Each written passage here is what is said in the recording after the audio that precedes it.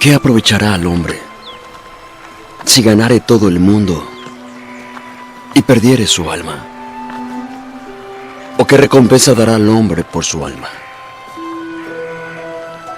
Porque el Hijo del Hombre vendrá en la gloria de su Padre, con sus ángeles. Y entonces pagará a cada hombre conforme a sus obras. De cierto te digo, algunos de los que están aquí no probarán la muerte hasta que hayan visto al Hijo del Hombre viniendo en su reino. Hola hermanos, que tengan un recontra hiper mega saludazo con doble Z, saludazo de Cusatón Arimón. Bienvenidos a un nuevo video. Oramos hoy a nuestro Padre Eterno, Padre Santo. Ayúdanos a tener la fuerza, la paciencia para soportar los duros tiempos que están por venir, para poder atravesar este desierto donde habrá cada vez más y más escasez, inclusive hasta para tomarse un vaso de agua.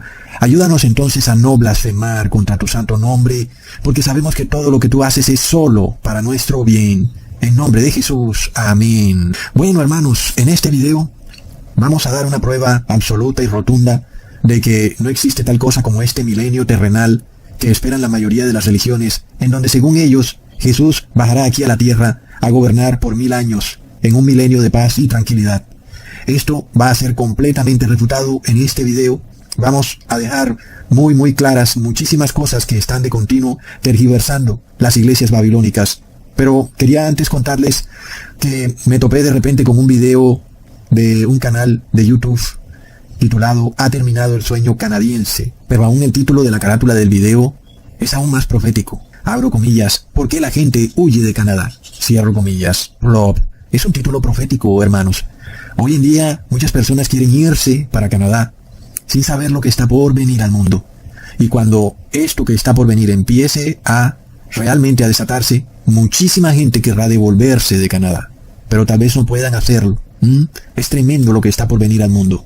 Y nosotros vemos cómo ese canal de YouTube, la familia mexicana, ellos tienen un conocimiento, parece que ellos saben de estas cosas, porque ellos se dan cuenta de lo que está ocurriendo con el precio de los alimentos, con el precio de la calefacción y con el costo de la vida en Canadá. A pesar de que Canadá es uno de los países con mejor nivel de vida en el mundo, está ocurriendo hoy que las personas en Canadá, por supuesto hablando de aquellos que se ganan el salario mínimo, pero que aún es un salario muy fuerte en comparación con los salarios mínimos de otros países, pero aún en Canadá estas personas ya no pueden sostenerse a sí mismas, no pueden pagar por completo sus gastos mensuales. Pongamos atención a esto porque es algo que se los había predicho. Nosotros venimos hablando del tema de la inflación desde hace más de 5 años y cómo hace parte de la profecía. El hecho de que el dinero empieza a perder valor y ya no puedes comprar lo que comprabas antes con tu dinero. El dinero no te rinde, no te alcanza.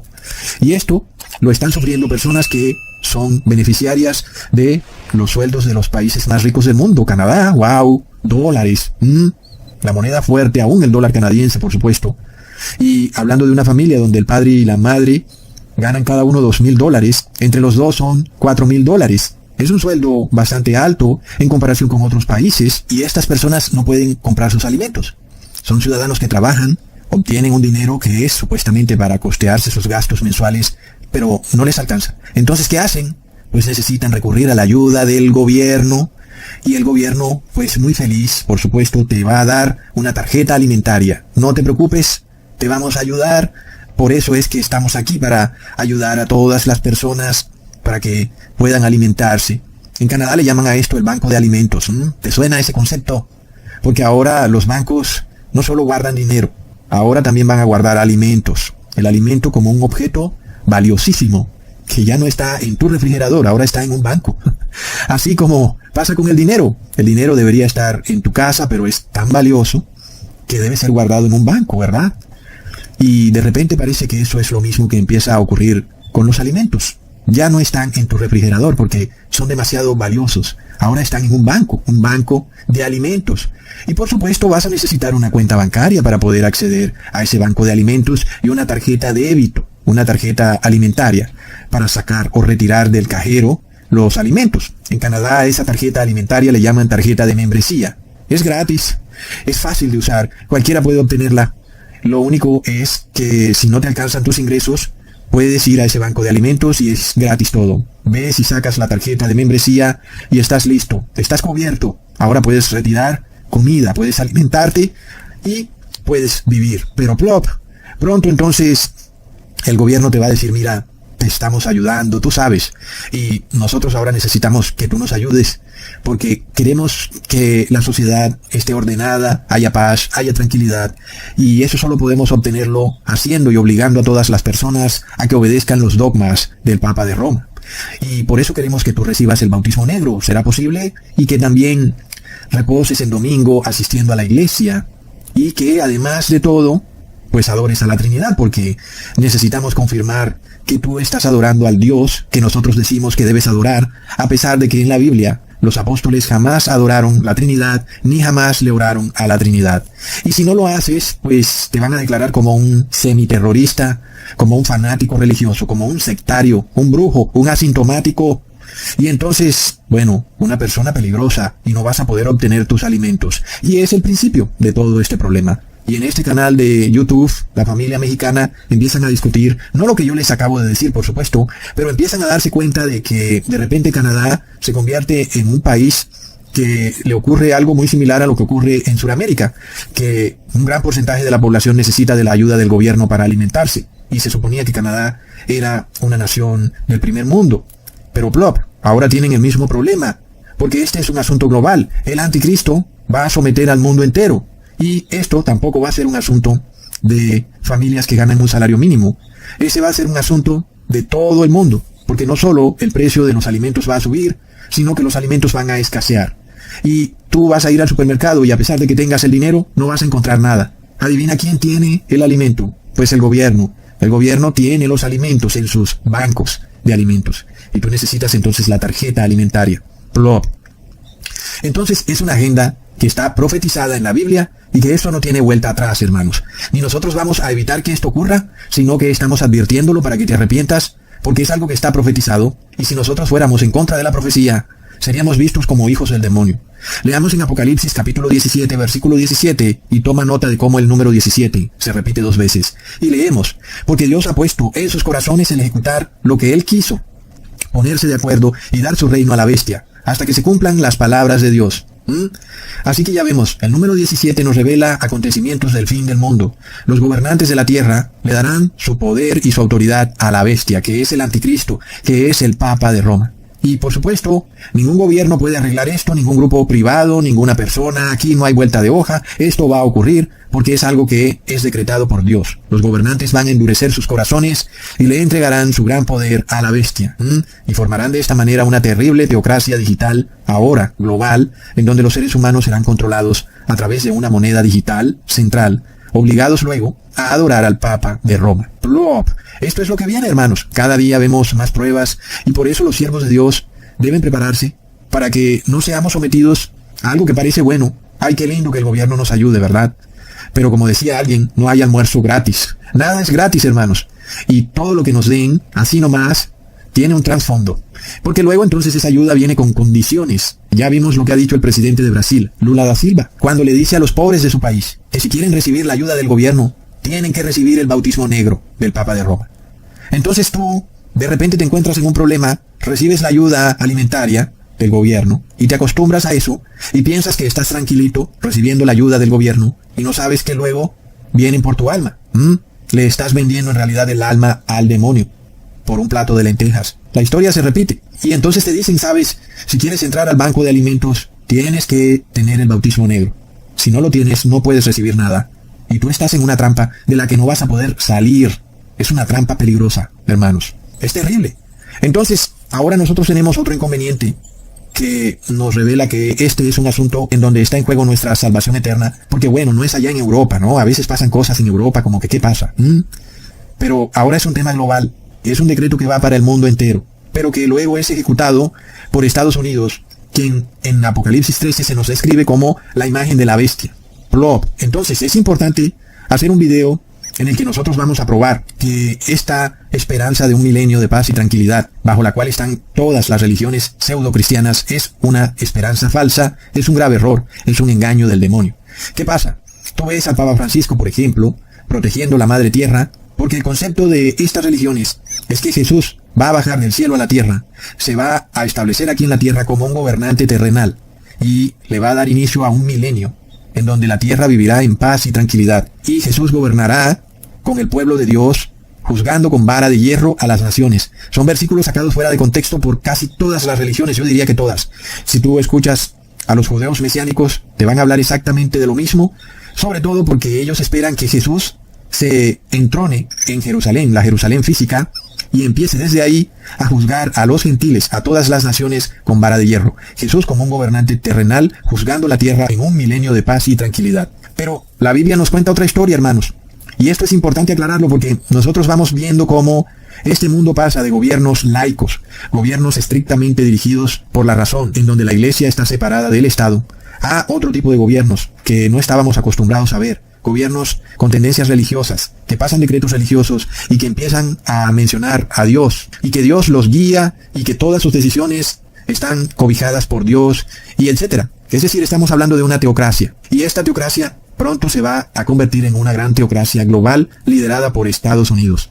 Y eso porque todos, hermanos, inclusive los paganos, desde esta organización llamada Lucis Trust, que tiene un puesto honorífico en la ONU, cuyo nombre anteriormente se llamaba Lucifer Trust, esa organización espera a un ser llamado Maitreya, que va a legislar, va a gobernar la tierra por 1000 años, en un milenio de paz y prosperidad. Para ellos este Maitreya es el mismo Jesús del que nosotros hablamos, el mismo Buda, el mismo iluminado, en fin.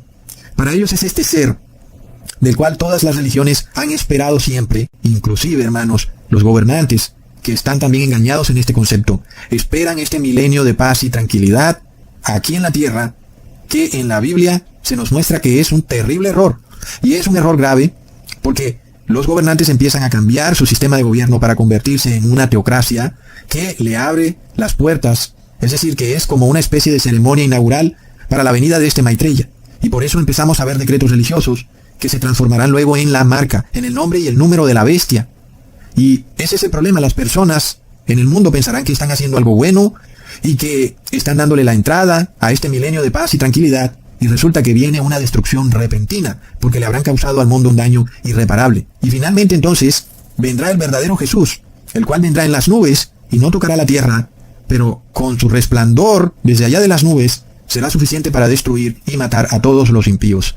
Por supuesto, antes los santos de Dios serán rescatados de este mundo en decadencia y serán llevados a la santa ciudad. Ahí es donde ocurrirá el milenio, un verdadero milenio de paz, amor y mucha tranquilidad. Este milenio ocurrirá en el cielo. Y luego de que ocurra el milenio, la tierra será totalmente purificada por fuego y será completamente derretida. Y todo lo que vemos hoy en día, todas las ciudades, serán completamente destruidas. Finalmente, después de que eso ocurra, Jesús tomará la tierra para renovarla y hacerla aún más bella de lo que la hizo al principio de la creación. En ese sentido nosotros nos preguntamos, ¿por qué el Papa Francisco quiere proteger la tierra si a la final la tierra será destruida y pasada por fuego? Es lo que dice la Biblia. Pero ¿qué pasa? Muchas de estas religiones tienen doctrinas que no tienen base bíblica. En este caso, este milenio terrenal no tiene base bíblica. Y lo peor de todo es que cuando hablamos de este ecumenismo religioso, no solamente se habla de un solo Dios, como esa deidad que adoran todas las religiones, sino también todas las religiones puestas de acuerdo en este nuevo milenio de paz y tranquilidad, en donde el supuesto Jesús va a gobernar aquí en la tierra. Pero resulta que no es el verdadero Jesús, sino que es un impostor, hermanos. Es terrible. Entonces nosotros vamos a dar prueba de esto. Y no solo una prueba basados en el Apocalipsis, sino basados también en la ley. Porque como les he dicho, hermanos, la ley de Dios es nuestro salvavidas. La ley de Dios es aquello que nos dará la salvación, porque la ley es Jesús. Jesús mismo es la ley encarnada. Jesús es la ley hecha hombre, hermanos. Y si nosotros queremos ser salvos, tenemos que seguir ese camino que Jesús nos trazó. Y tenemos que ahora tomar esa ley e interiorizarla a tal punto en nuestro ser que nosotros mismos nos convirtamos en la ley. Y cuando eso ocurra, entonces somos verdaderamente hijos del Padre Eterno y hermanos de Jesús. Porque somos la ley hecha carne, así como Jesús es la ley hecha carne. Por eso en este video vamos a probar que en la ley está muy claro que Jesús no va a bajar del cielo a la tierra a reinar en el mundo por 1000 años. No va a pasar, hermanos. Aquí en esta tierra no va a pasar. Miremos entonces cómo la ley de la Torá nos revela esto perfectamente. Leamos en Deuteronomio capítulo 25 versículo 5. Cuando hermanos habitaren juntos, y muriere alguno de ellos, y no tuviere hijo, la mujer del muerto no se casará fuera con hombre extraño. Su cuñado se llegará a ella y la tomará por su mujer y hará con ella parentesco. En este caso, cuando el Hijo de Dios se hace hombre y muere, la iglesia de Dios quedó viuda. Pero luego, cuando Jesús resucita, Jesús se convierte en este nuevo Hijo de Dios, que es Jehová humano, y es ahora otro consolador, el cual sigue siendo parte de la familia celestial, porque sigue siendo hijo del Padre, pero ahora es como si fuera otro hijo, porque es Jehová humano. Y por ley, está en todo el derecho de redimir a la iglesia de Dios, porque sigue siendo parte de la familia, ¿ok? Como está escrito en la ley. La esposa había quedado viuda cuando Jesús murió en el madero, pero luego al resucitar Jesús, Él, convertido en otro consolador, Jehová humano, ahora puede redimir a la iglesia de Cristo. Es un punto demasiado importante que nos revela muchísima información. Primero vemos que la iglesia no puede casarse con alguien que no sea de la familia del primer esposo, ¿ok? Eso es un punto crucial, porque resulta que en esta tierra hay un ser humano que se hace pasar como el representante de Cristo en la tierra y literalmente quiere darle órdenes a la iglesia de Cristo, como si él fuera el esposo, hermanos. Pero ese hombre, que es el Papa de Roma, no hace parte de la familia celestial. ¡Plop! Es que la ley dice que aquel que se quiera casar con la viuda tiene que hacer parte de la misma familia del difunto. Y solo ese podrá casarse con la viuda. No puede ser de otra familia, no puede ser un hombre extraño como dice la ley.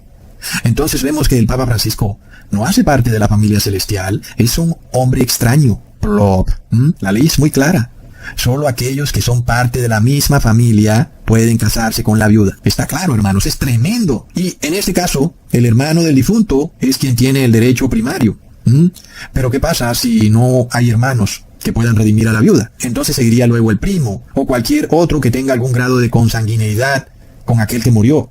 Entonces, ahora entendemos también por qué ningún ángel pudo tomar el lugar de Jesús, porque los ángeles también hacen parte de la familia celestial, pero hay otros integrantes de la familia celestial que son más cercanos al difunto.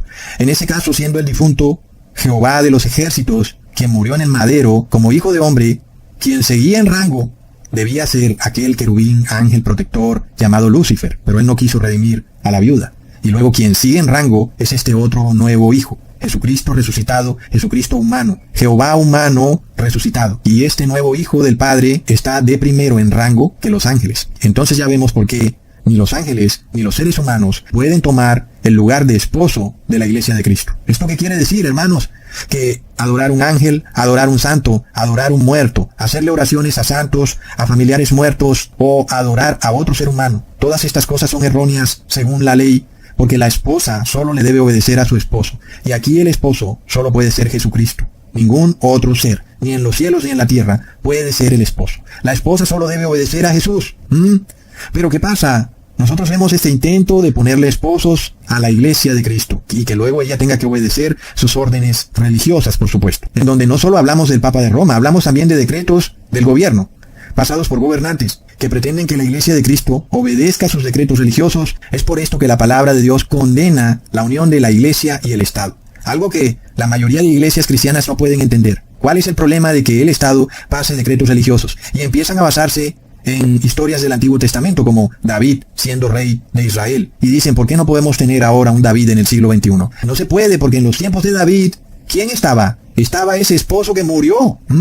Estaba Jehová de los ejércitos como esposo de la iglesia de Dios. Sin embargo, ese esposo murió. No podemos volver atrás, porque entonces recordemos que cuando el esposo muere, la viuda queda libre de la ley. Y esta ley que existía en ese tiempo era precisamente la ley en la cual el gobernante podía pasar decretos religiosos, porque el gobernante de alguna manera estaba ungido por un sacerdote que administraba un templo terrenal. Pero todo esto fue totalmente abolido en el momento en que muere el esposo. No olvidemos que se rasga el velo del templo por la mitad, queriéndonos decir que ya no hay más teocracias, no hay más imperios religiosos, ni gobiernos que pretendan venir de parte de Dios, ni gobernantes pensando que están haciéndole un favor a Dios. Nada de eso, porque ahora tenemos un esposo que está en el cielo, y ningún gobierno puede tomar el lugar de ese esposo.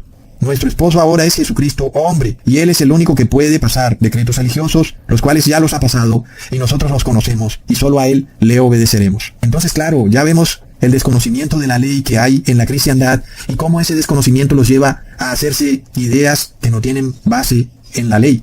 Ah, sí, ¿por qué no volvemos a como era en el Viejo Testamento? Que no podemos tener un Moisés que empiece a pasar decretos con pena de muerte donde se obedezca la ley de Dios. Porque la esposa ya no está bajo la pena de muerte. La esposa está bajo la gracia. Pero estas personas, sobre todo los evangélicos, son los mismos que se llenan la boca diciendo que ellos no guardan la ley porque están bajo la gracia, pero al mismo tiempo exigen que los gobernantes pasen leyes religiosas, inclusive imponiendo pena de muerte para quienes no las cumplan. Plop. Entonces, siguiendo este camino de entender todos los misterios que hay en el mundo a través de la ley de Dios. Recordemos lo que se nos dice en Deuteronomio capítulo 24, versículo 5. Cuando alguno fuere recién casado, no saldrá a la guerra, ni en ninguna cosa se le ocupará, libre estará en su casa por un año, para alegrar a la mujer que tomó. ¿Ok?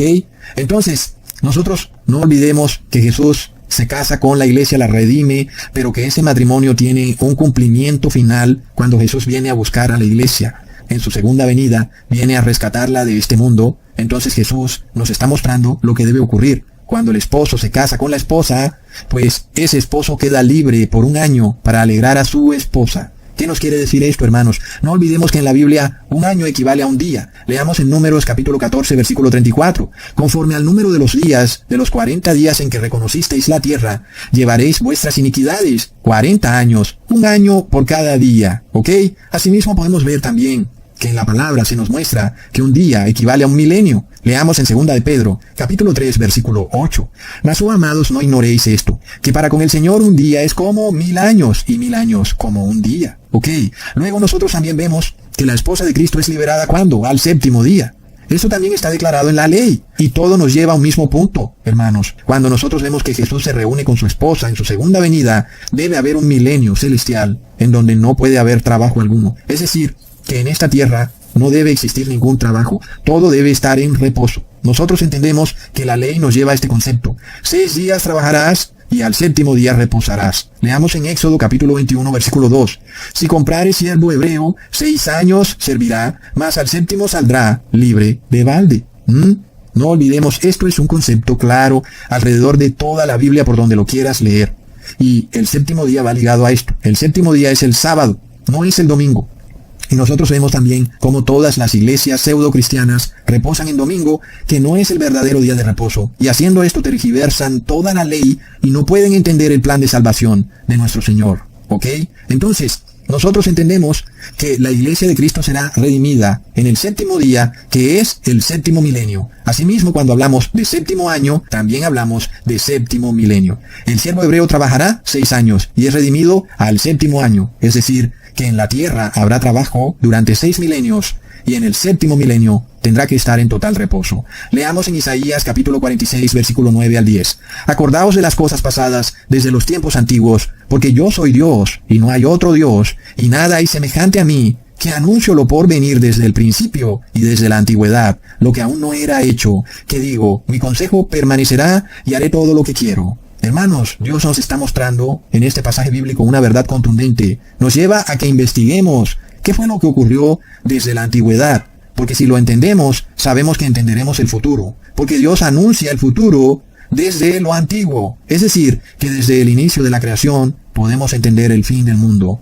Entendamos entonces, hermanos, que Dios creó al mundo en 6 días, y en el séptimo día, que es sábado, no domingo, reposó de sus obras. Leamos en Éxodo capítulo 20, versículo 11. Porque en 6 días hizo Jehová los cielos y la tierra, el mar, y todas las cosas que en ellos hay, y reposó en el séptimo día, que es sábado. Por tanto, Jehová bendijo el día de reposo, que es sábado, y lo santificó. Recontra mega plop. Y como ya vimos, un día para Dios es un milenio. En este caso, la tierra fue creada en 6 días, lo cual nos corresponde a 6 milenios, en los cuales la iglesia de Cristo estaría viviendo este peregrinaje aquí en la tierra, esclavizada a poderes mundanos, a gobiernos mundanos. Pero ¿qué dice la ley? ¿Qué dice la ley, hermanos? Que la iglesia de Cristo es redimida, rescatada en el séptimo milenio. Recordemos esto, que el primer milenio de la historia de esta tierra lo vivió casi en su totalidad Adán, el primer humano. Leamos en Génesis capítulo 5, versículo 4. Y fueron los días de Adán después que engendró a Set 800 años y engendró hijos e hijas.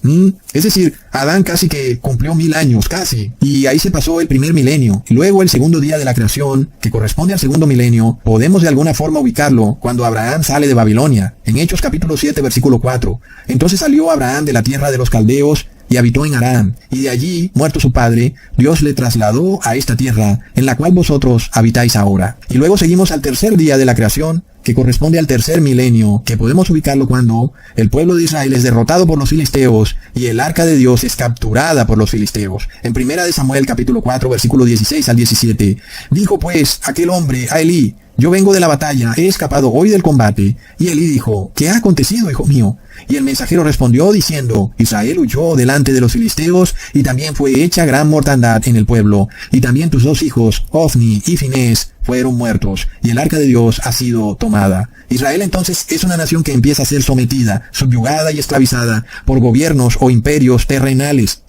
Luego el cuarto milenio, por fin viene el Redentor. Jesús es colgado en un madero, el esposo muere y la iglesia queda viuda. Pero nosotros sabemos que el esposo, es decir, Jesucristo humano, vuelve en el séptimo milenio, que también corresponde al tercer día desde que Él muere como esposo, ¿ok? Y ese tercer día corresponde también con el séptimo milenio, que debe ser antes del 2031. Leamos en Juan capítulo 2, versículo 1. Al tercer día se hicieron unas bodas en Canaá de Galilea, y estaba allí la madre de Jesús. ¿Cuándo son entonces las bodas, hermanos? Es al tercer día. Ya lo hemos probado de varias maneras. ¿Esto es coincidencia? No, señor. Las bodas del Cordero son al tercer día. Y el tercer día coincide con el séptimo día. Es decir, que si siguiéramos con esta secuencia, entonces el quinto día, que es el quinto milenio, sería algo así como en el año 1031, después de Cristo. Y el sexto día, que sería el sexto milenio, sería en el año 2031. Y luego, ahí empieza el séptimo día, que es el séptimo milenio, o tal vez antes. No estoy diciendo que justo en el 2031, porque puede ser mucho antes. Y bueno, ya vimos al principio del video qué es lo que pasa en el séptimo día o en el séptimo año, cuando el esposo, por ejemplo, se casa con su esposa, se la lleva para vivir con ella en la santa ciudad, pues debe haber un reposo. No olvidemos entonces que también por ley la redención de una viuda está ligada también a la redención de la tierra que es propiedad de la viuda. Es decir, que si la viuda entra en reposo por un milenio, la tierra debe entrar en reposo por un milenio, hermanos. Esto lo vemos en Levítico capítulo 25, versículo 1 al 4. Jehová habló a Moisés en el monte Sinaí, diciendo: habla a los hijos de Israel y diles: cuando hayáis entrado en la tierra que yo os doy, la tierra guardará reposo para Jehová. 6 años sembrarás tu tierra, y 6 años podarás tu viña, y recogerás tus frutos. Pero el séptimo año la tierra tendrá descanso, reposo para Jehová. No sembrarás tu tierra, ni podarás tu viña. Entonces el séptimo año es el séptimo día y es el séptimo milenio. Hermanos, el número 7, que nos lleva a la palabra Shabbat, que significa reposo, que en nuestro idioma es traducido como sábado. Este sábado milenial no ocurre en la tierra, hermanos. Este sábado milenial significa que la tierra queda en reposo. No puede haber un gobierno terrenal en esta tierra, porque la tierra debe quedar en absoluto reposo. El sábado milenial ocurre en el cielo, donde la esposa de Cristo también está en el reposo de Cristo. Ahora sí, en el reposo de Jesús. Es decir, hermanos, en el séptimo milenio, la esposa es rescatada de esta tierra. Eso debe ser antes del 2031. Todos seremos llevados a la santa ciudad. Ahí estaremos en reposo por 1000 años. Por eso nosotros vemos que la ley nos muestra que ese séptimo milenio no puede ocurrir aquí en el mundo, como piensan enseñarnos los panteístas cristianos, que en realidad son adoradores de la madre tierra, que piensan que van a vivir aquí un milenio de paz y tranquilidad, juzgando a las naciones con vara de hierro. No, señor, plop. Entonces ya vemos que la tierra tiene que quedar en absoluto reposo, nada de trabajo en esta tierra. Nosotros miramos algo muy interesante. La ley de la redención de la viuda va estrictamente ligada también a la ley del reposo, al sábado como día de reposo. En este caso, el esposo al casarse con la novia, que en este caso es una iglesia viuda, porque ya les expliqué, Jesús como Jehová de los ejércitos muere, como hijo de hombre es colgado en un madero, y la iglesia queda viuda, pero luego resucita otro hijo, Jesucristo humano, Jehová humano, y ahora Él redime a la iglesia. Pero este matrimonio tiene un cumplimiento perfecto y absoluto en la segunda venida de Jesús, que debe ocurrir ¿cuándo, hermanos? En el séptimo día, o séptimo año, o séptimo milenio. Es decir, antes del 2031. ¿Ok? Todo va ligado al día de reposo, como nos lo explicó el apóstol Pablo. El pueblo santo de Dios no ha entrado en el santo reposo de Jesús. Mientras entra en ese santo reposo, debe guardar el sábado como día de reposo. Y luego ya cuando entran en el reposo de Jesús, por supuesto que también van a guardar el sábado, porque no hay pecadores en el reposo de Jesús, y no guardar el sábado es pecado. Entonces, nosotros vemos que en la tierra no puede seguirse cometiendo pecado durante el milenio en el cual la esposa se reúne con el esposo en la santa ciudad, porque ellos deben estar en reposo total. Jesús ya no va a estar pendiente de los asuntos terrenales, porque ya vimos que la ley declara que él debe quedar en reposo para poner contenta y feliz a su esposa, para limpiar de sus ojos toda lágrima, por ejemplo, que no entiende por qué algunos de sus familiares no se salvaron. Jesús todo eso lo va a explicar cuando estemos en la santa ciudad, y entonces la esposa se alegrará y entenderá por qué ocurrieron las cosas de la manera que ocurrieron. Leamos entonces en Apocalipsis capítulo 22, versículo 17. Y el espíritu y la esposa dicen, ven. Y el que oye diga, ven. Y el que tiene sed, venga. Y el que quiera, tome del agua de la vida gratuitamente. ¡Wow, hermanos! Es un versículo potente porque derrumba a este Dios trinitario de una manera contundente a estas personas que tienen a este tercer Dios llamado Espíritu Santo como otro Dios que no existe, porque ahora ustedes pueden entender que cuando se habla del Espíritu y la esposa, no puede referirse a otro ser o a otra persona de la Trinidad que sea distinta a Jesús. Es decir, ese Espíritu solo puede ser Jesucristo, lo cual quiere decir que Jesucristo es nuestro Espíritu Santo y que no hay otro Espíritu Santo. Jesús es el Espíritu. Y el Espíritu y la esposa dicen, ven, ven.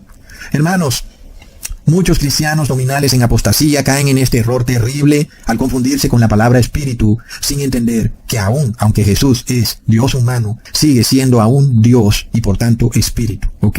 Ya sabemos, hay uno solo que puede casarse con la esposa, porque la ley no los revela, hermanos. Tiene que ser parte de la familia celestial y tiene que seguir el mismo rango. Ya yo les expliqué los rangos. Primero el esposo era Jehová de los ejércitos, él muere, luego debía seguir el querubín protector. Se suponía que él es el segundo en sabiduría, pero como él no quiso, luego aparece otro hijo, un hijo resucitado, diferente al anterior porque ahora es Dios humano, y este sigue en rango, ¿ok? Y no puede haber otro esposo, así que el único esposo es Jesucristo. Miremos por ejemplo cómo este Dios trinitario no puede encajar en las leyes de redención de la esposa. Esto sería algo así como un poliamor, la esposa casada con 3 personas. Es de locos, hermanos. Es como una poligamia. Es alguna cosa pervertida que se han inventado estas personas fanáticas religiosas, masónicas, y que como no conocen la ley, ni siquiera se dan cuenta de las locuras que dicen. ¿Cómo puede la esposa casarse con la Trinidad si la Trinidad son 3 personas? ¿La esposa casada con 3 personas? Ah, sí. Entonces cualquiera puede casarse con 3 personas aquí en la tierra, y no que era prohibido bajo la ley, y que aún la mujer que adulterara estaba sometida a la pena de muerte, pero resulta que ahora la esposa se puede casar con 3 personas. No, por supuesto que no, hermanos. La esposa se casa solamente con Jesucristo. Leamos en Joel capítulo 2, versículo 16. Reunid al pueblo, santificad la reunión, juntad a los ancianos, congregad a los niños y a los que maman. Salga de su cámara el novio y de su tálamo la novia. Está claro que la segunda venida de Jesús es un matrimonio entre Jesús y su iglesia. Según la ley, el esposo tiene derecho a reposar por 1 año con su esposa. Es el reposo de Cristo, hermanos, el cual todavía no ha iniciado. Muchos cristianos evangélicos dicen que ellos ya están en el reposo de Cristo y que no tienen que guardar la ley, lo cual es además una contradicción, porque si tú violas la ley, pues quiere decir que no estás en el reposo de Cristo. Es de locos. Pero luego, cuando entramos al reposo de Cristo, quiere decir que ya no vamos a pecar, es decir, el que es justo quedará justo, el que es santo quedará santo, y el que quedó en la tierra seguirá siendo injusto, y el que quedó en la tierra seguirá siendo inmundo. Solo los que son rescatados quedarán santos, porque han entrado en el reposo del esposo. Entonces, todo esto, hermanos, está revelado en la ley, todo coincide, nadie puede venir con estas doctrinas fantasiosas de que aquí en la tierra se dará un milenio de paz y tranquilidad, cuando la esposa no ha entrado en ningún reposo y cuando la tierra seguirá en su trabajo. La tierra también, como tierra, necesita entrar en un reposo, y no es un reposo de 1 año como dice el Papa Francisco, lo cual además pronto va a ser parte de una nueva ley religiosa que pronto se va a decretar a nivel global, donde la tierra debe entrar en un reposo de 1 año y nadie va a poder salir de sus casas y vas a tener que quedarte en tu casa encerrado por 1 año. A la final ya se hizo por 3 o 6 meses. ¿Por qué no hacerlo por 1 año? Pero la palabra dice que es por 1 milenio. Leamos en Ruth capítulo 4, versículo 5. Entonces replicó Booz, el mismo día que compres las tierras de mano de Noemí, debes tomar también a Ruth la moabita, mujer del difunto, para que restaures el nombre del muerto sobre su posesión. Es de locos, hermanos. La redención de la iglesia, es decir, las bodas del Cordero, ocurren al mismo tiempo en el cual Jesús toma posesión de la tierra, pero toma posesión para que la tierra quede vacía, reposada, durante 1 milenio. Así como la esposa entra en el reposo, la tierra entra en el reposo. La esposa reposa por 1 milenio y la tierra reposará por 1 milenio. Ahora, los evangélicos todos tienen esta idea preconcebida de que Jesús en su segunda venida va a destruir a los impíos y que solo van a quedar los santos de Dios aquí en la tierra, o que tal vez aún quedarán los impíos viviendo aquí en la tierra, pero donde alguno llegue a pecar, sufrirá una terrible condena de pena de muerte, pasado por la guillotina seguramente, totalmente descabellado esto y no tiene base bíblica. Nada de esto es acorde a la ley, ¿ok? Debe haber reposo, ya no debe haber más pecado por un milenio, porque eso es el verdadero reposo. Por eso es que también decimos que los que reposan en sábado no pueden pecar en sábado, o deben tratar de ser santos, porque luego tampoco pueden reposar en sábado. El verdadero reposo es cuando nos alejamos del pecado, y por supuesto que no guardar el día de reposo también es pecado. Hermanos, leamos lo que dice Apocalipsis 20, versículo 4. Y vi tronos, y se sentaron sobre ellos los que recibieron facultad de juzgar, y vi las almas de los decapitados por causa del testimonio de Jesús y por la palabra de Dios, los que no habían adorado a la bestia ni a su imagen, y que no recibieron la marca en sus frentes ni en sus manos, y vivieron y reinaron con Cristo 1000 años. Miremos lo que pronto va a ocurrir. Estas religiones pseudo-cristianas van a pensar que entran en un milenio terrenal donde Jesús va a gobernar aquí en la tierra, y luego, según ellos, van a gobernar a las naciones con vara de hierro. ¿Qué quiere decir eso? Que cualquiera que no obedezca los dogmas del Papa de Roma, sus decretos religiosos, va a ser decapitado. When you look into Benedict XVI's eyes, what do you see? God.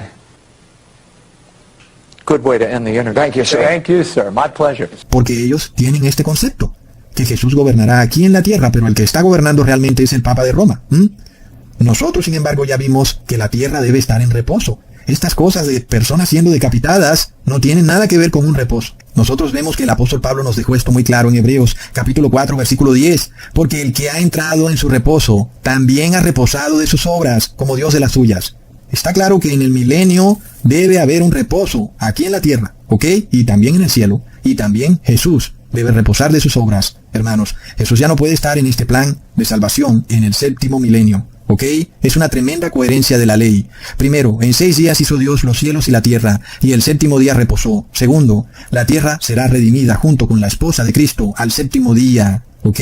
Tanto la esposa como la tierra reposarán en el séptimo día, que es un séptimo milenio. Tercero, el esposo entra en reposo con su esposa por un milenio, y ese reposo y ese milenio se darán en el cielo. Pero la tierra aquí abajo también entrará en reposo. Y no habrán pecadores en esta tierra. La tierra estará vacía. Entonces, es irrefutable. Jesús debe venir antes del 2031, porque es en esa fecha o antes que se cumple el séptimo milenio. Ahora, tanto el esposo y la esposa y la tierra, todos entran en reposo en el séptimo milenio. La tierra no puede ser restaurada o transformada al inicio del séptimo milenio, sino al final del séptimo milenio. ¿Ok? Eso también es importante. Porque muchos piensan también que Jesús viene a restaurar la tierra en el séptimo milenio, y no es así, es al final del séptimo milenio. Ahí es cuando Jesús restaura la tierra. Leamos en Apocalipsis 20, versículos 7 al 10. Y cuando los 1000 años se cumplan, Satanás será suelto de su prisión y saldrá a engañar a las naciones que están en los 4 ángulos de la tierra, a Gog y a Magog, a fin de reunirlos para la batalla, el número de los cuales es como la arena del mar, y subieron sobre la anchura de la tierra, y rodearon el campamento de los santos y la ciudad amada, y de Dios descendió fuego del cielo y los consumió. Y el diablo que los engañaba fue lanzado en el lago de fuego y azufre, donde estaban la bestia y el falso profeta, y serán atormentados día y noche por los siglos de los siglos. Esto se nos aclara cuando leemos en Apocalipsis 20, versículo 4 al 5. Y vi tronos, y se sentaron sobre ellos los que recibieron facultad de juzgar, y vi las almas de los decapitados por causa del testimonio de Jesús, y por la palabra de Dios, los que no habían adorado a la bestia ni a su imagen, y que no recibieron la marca ni en su frente ni en sus manos, y vivieron y reinaron con Cristo 1000 años. Pero los otros muertos no volvieron a vivir hasta que se cumplieron 1000 años. Esta es la primera resurrección, ¿ok? El pueblo de Dios, la esposa de Cristo, vivirá con Cristo por 1000 años. Obvio, no puede ser aquí en la tierra, porque aquí en la tierra quedaron muertos los impíos, y no volverán a vivir, sino hasta que se acaben esos 1000 años, al final del séptimo milenio. Hay 2 grupos en este pasaje bíblico. El primer grupo son los siervos de Dios, su iglesia, los cuales no recibieron ni la marca de la bestia, ni el número, ni el nombre, y se nos dice que reinarán con Cristo por 1000 años en la ciudad celestial. El segundo grupo son aquellos que murieron por el resplandor de la segunda venida de Jesús, y no hay necesidad ni de investigarlo. De plano ya se nos dice en el mismo versículo que están muertos. Es obvio, porque son impíos, como está escrito en Salmos capítulo 37, versículo 38. Mas los transgresores serán todos a una destruidos, la posteridad de los impíos será extinguida. Plop. Ok, se nos dice muy claro que los impíos volverán a vivir después de los 1000 años, al final de ese séptimo milenio. La palabra nos declara esto como una primera resurrección, porque los impíos mueren por el resplandor de la venida de Jesús, porque al inicio del milenio, antes del 2031, los impíos morirán en la segunda venida de Jesús. Pero al final del milenio, los impíos serán resucitados. Ahí se nos habla de una primera resurrección. El profeta Daniel nos dejó esto claro, hermanos. En Daniel capítulo 12, versículo 2. Muchos de los que duermen en el polvo de la tierra serán despertados, unos para vida eterna, otros para vergüenza y confusión perpetua. Jesús también lo dice. Está claro entonces que aquellos que son despertados para vida eterna son llevados a la santa ciudad. Allí vivirán con Jesús por 1000 años. De otra manera, tendríamos que pensar que si los justos se quedan en la tierra, tendrían que tolerar de nuevo al demonio y sus tentaciones. Todo tendría que repetirse otra vez, porque se nos dice que el demonio es liberado después de los 1000 años. Leamos en Apocalipsis 20, versículos 7 al 8. Cuando los 1000 años se cumplan, Satanás será suelto de prisión y saldrá a engañar a las naciones que están en los 4 ángulos de la tierra, a Gog y a Magog, a fin de reunirlos para la batalla, el número de los cuales es como la arena del mar. Pero además de eso, se nos deja bien claro que los santos de Dios están en la santa ciudad. Se nos deja claro en el versículo 9. Y subieron sobre la anchura de la tierra, y rodearon el campamento de los santos, y la ciudad amada, y de Dios descendió fuego del cielo, y los consumió. Los que suben sobre la anchura de la tierra, al campamento de los santos, que está en la ciudad amada, son los impíos. Ellos quieren destruir el reino de Dios a como dé lugar. Y esto nos derrumba de un tajo el concepto de la Jerusalén terrenal, como esa santa ciudad que los evangélicos creen que es, cuando en realidad es la capital de la sodomía. Y si nosotros pensáramos eso, también tendríamos que violar toda la ley levítica, porque ya nos dejó muy claro que la tierra debe trabajar 6 días y al séptimo día debe reposar. La tierra, el mundo, debe quedar en un milenio sabático, en donde no hay absolutamente ningún trabajo, pero sobre todo, donde no hay pecado, porque todos los impíos están muertos. Sin embargo, los santos de Dios estarán, por supuesto, en la santa ciudad con Cristo, ¿ok? Y por esto entendemos que no es posible que los santos de Dios estén en la tierra, porque también tendrían que, de alguna manera, usar los recursos de la tierra, y la tierra entonces no estaría en reposo. El reposo debe ser completo. El pueblo de Dios entonces debe ser llevado a la santa ciudad en el cielo, y los impíos en la tierra deben morir, hasta que luego sean resucitados en la primera resurrección. ¿Ok? Esto se nos deja claro en Isaías capítulo 24, versículo 3. Y la tierra será enteramente vaciada y completamente saqueada, porque Jehová ha pronunciado esta palabra. Está claro, lo dice la ley. Luego se nos dice que los santos de Dios juzgarán a los impíos. Es obvio, es un juicio que los santos de Dios deben hacer, pero que no puede ocurrir en la tierra, sino que los santos deben estar en la santa ciudad, en donde Dios puede mostrarles las obras secretas, aún de sus familiares impíos. Y leamos en Apocalipsis 20, versículo 12. Y vi a los muertos, grandes y pequeños, de pie ante Dios, y los libros fueron abiertos, y otro libro fue abierto, el cual es el libro de la vida. Y fueron juzgados los muertos, o sea, los impíos, porque ellos son los que están muertos, por las cosas que estaban escritas en los libros, según sus obras. Es decir, que de esta manera entendemos que el juicio al pueblo de Dios debe ocurrir antes de que empiece el séptimo milenio. Antes de que Jesús venga a buscar a su iglesia, el pueblo de Dios debe ser juzgado. Sin embargo, los impíos serán juzgados al final del séptimo milenio. ¿Ok? Miremos la diferencia. Se nos dice en este pasaje bíblico. Es evidente entonces que los santos de Dios no pueden estar en la tierra, porque la tierra luego va a ser totalmente restaurada y renovada, y para ello tendrá que ser destruida por completo con una lluvia de fuego. Leamos en Apocalipsis 21, versículo 1. Y vi un cielo nuevo y una tierra nueva, porque el primer cielo y la primera tierra pasaron, y el mar ya no existía más. Entonces, la tierra es completamente renovada. Y esto nos lo confirma el apóstol Pedro cuando leemos en 2 de Pedro capítulo 3 versículo 10. Pero el día del Señor vendrá como ladrón en la noche, en el cual los cielos pasarán con gran estruendo, y los elementos ardiendo serán deshechos, y la tierra y las obras que en ella hay serán quemadas. Nosotros vemos más que claro que es imposible que los santos de Dios estén presencialmente en la tierra, cuando la tierra va a ser totalmente quemada. El apóstol Pedro lo dice claro, los elementos serán deshechos por fuego. Eso también lo dice Apocalipsis 20, versículo 9. Y subieron sobre la anchura de la tierra los impíos, rodeando el campamento de los santos y la santa ciudad, y de Dios descendió fuego del cielo y los consumió. Por supuesto que los santos de Dios no pueden estar en la tierra con los impíos, porque serían también destruidos por Dios. Aquí vemos que el lector desprevenido tal vez pudiera pensar que la santa ciudad está en la tierra porque los impíos rodean el campamento de los santos, como si de alguna manera hubiera un ataque a una ciudad terrenal, porque no parece que sea un ataque de la tierra hacia el cielo. aunque es algo que está a plena vista. Nosotros vemos cómo la NASA pretende decirnos que está lanzando naves espaciales tripuladas cuando tienen forma de misiles.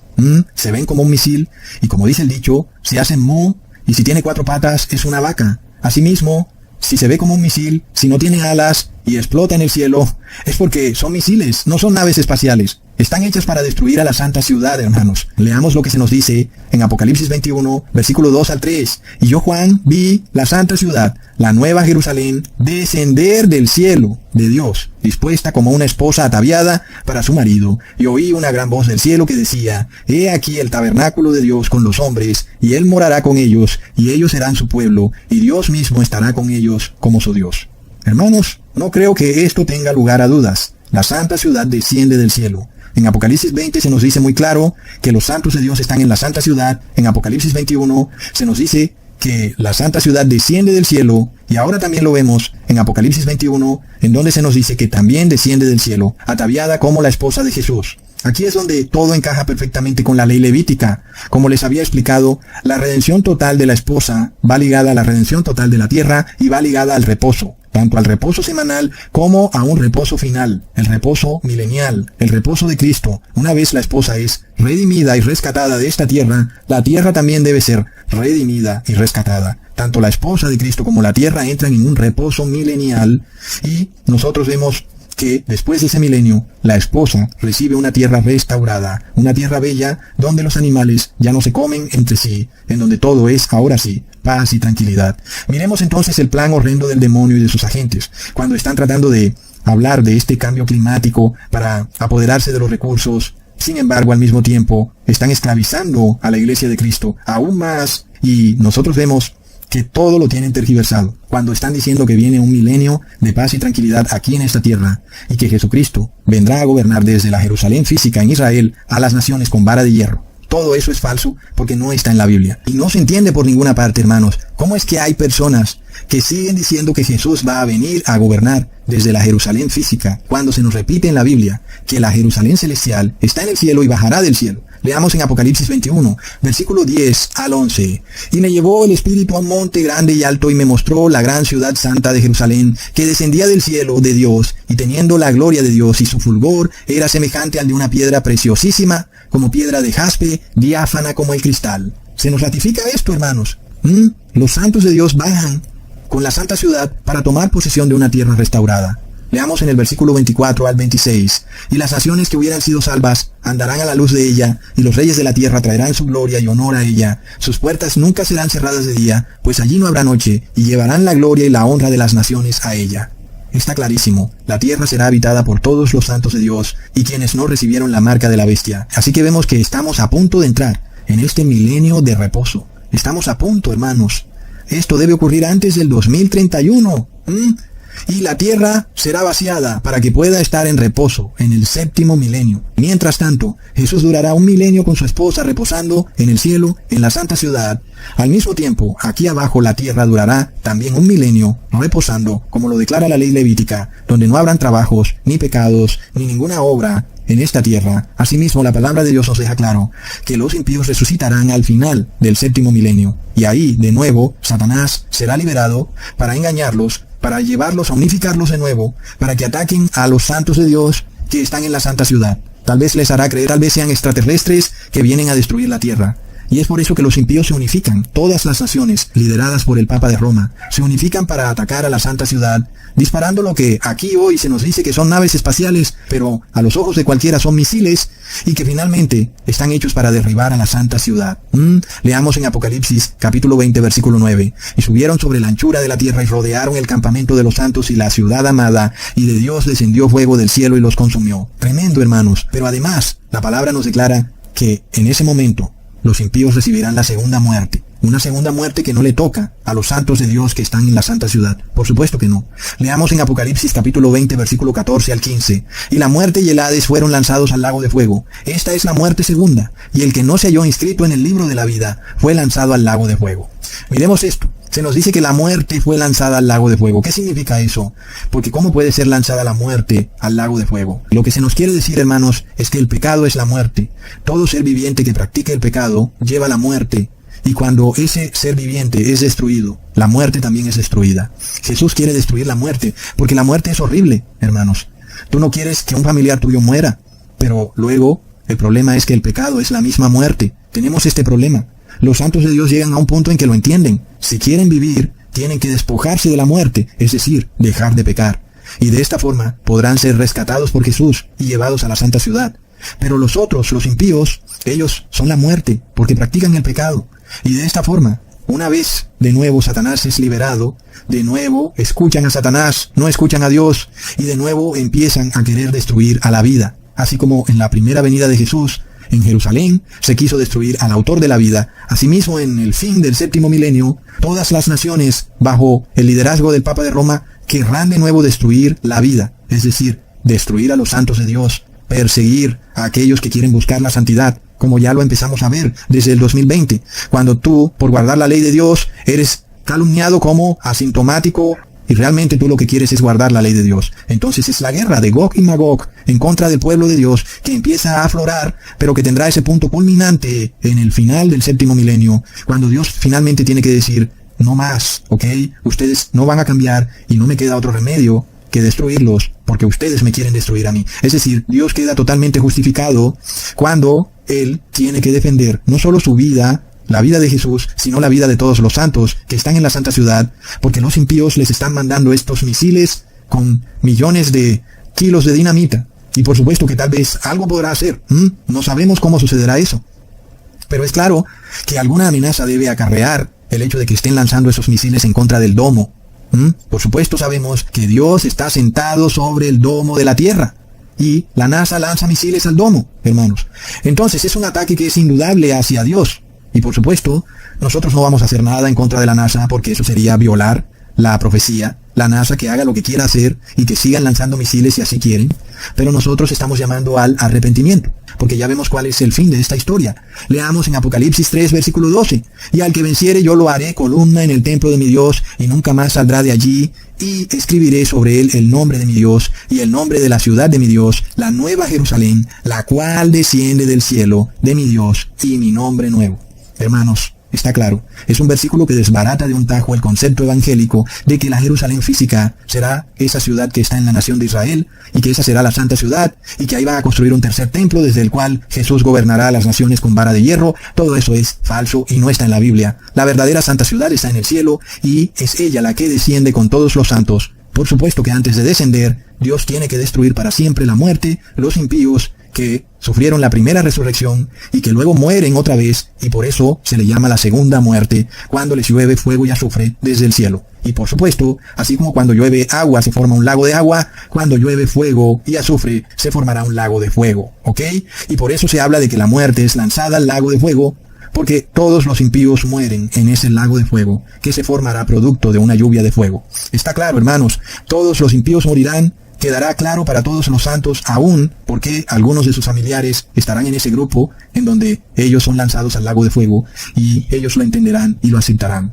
Y entonces ya los impíos morirán, no habrá más memoria de ellos, y la tierra será deshecha, los elementos derretidos, y luego ahí es cuando la tierra es renovada y restaurada. Ahora sí, la santa ciudad desciende del cielo para tomar posesión eterna de esta tierra. Y entonces la promesa que Dios le hizo a Abraham se cumple perfectamente, en donde Dios le daría la tierra por herencia. Queda esto totalmente cumplido. Y ahora el pueblo de Dios vivirá eternamente en total paz y armonía para toda la eternidad. Leamos en Apocalipsis 22, versículo 3 al 5. Y no habrá más maldición, y el trono de Dios y del Cordero estará en ella, y sus siervos le servirán, y verán su rostro, y su nombre estará en sus frentes, y no habrá allí más noche, y no tienen necesidad de luz de lámpara, ni de luz de sol, porque Dios el Señor los iluminará, y reinarán por los siglos de los siglos. Tremendo. Cuán poco falta, hermanos. El milenio, el sexto milenio, acaba antes del 2031. Y ahí empieza el séptimo milenio. Cuán poco falta. Miremos la coherencia de la palabra, hermanos. Arrepintámonos pronto y entreguemos nuestras vidas a Dios. No importa las presiones que nos haga el mundo, mantengámonos firmes en guardar la ley de Dios, porque ahí es donde está nuestra salvación. Porque todo el que guarde la ley de Dios estará en la santa ciudad. Oremos entonces y ayunemos para que Dios Padre nos infunda con el Espíritu de Jesús y tengamos la fuerza, el valor y el deseo para guardar la ley de Dios. No hay otro camino, hermanos. Dejemos a un lado la hipocresía y seamos seres de paz, puros y sinceros delante de Dios. Hasta pronto, hermanos. Thank you.